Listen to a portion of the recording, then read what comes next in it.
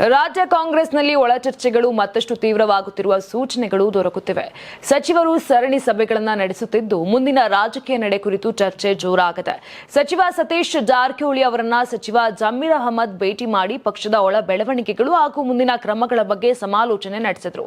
ಅಲ್ಪಸಂಖ್ಯಾತ ನಾಯಕರ ವಿರುದ್ಧ ಕೈಗೊಂಡ ಕ್ರಮ ಹಿಂಪಡೆಯುವ ಕುರಿತು ಒತ್ತಡವು ಹೆಚ್ಚಿರುವುದಾಗಿ ಮೂಲಗಳು ತಿಳಿಸಿವೆ.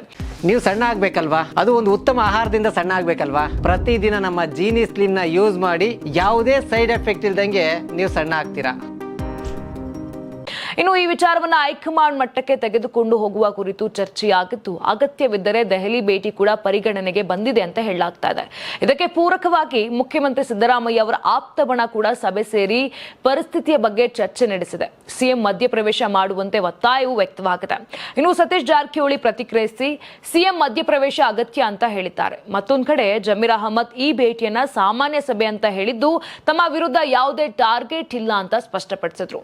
ಇನ್ನು ಧರ್ಮಗುರುಗಳ ಅಸಮಾಧಾನ ಕುರಿತು ಪ್ರತಿಕ್ರಿಯಿಸಿದಂತ ಅವರು ದಾವಣಗೆರೆ ದಕ್ಷಿಣ ಕ್ಷೇತ್ರದ ಟಿಕೆಟ್ ವಿಚಾರದಲ್ಲಿ ಬೇಸರವಿದೆ ಎಂದು ಒಪ್ಪಿಕೊಂಡು ಧರ್ಮಗುರುಗಳೊಂದಿಗೆ ಚರ್ಚೆ ನಡೆಸುವುದಾಗಿ ತಿಳಿಸಿದ್ದಾರೆ.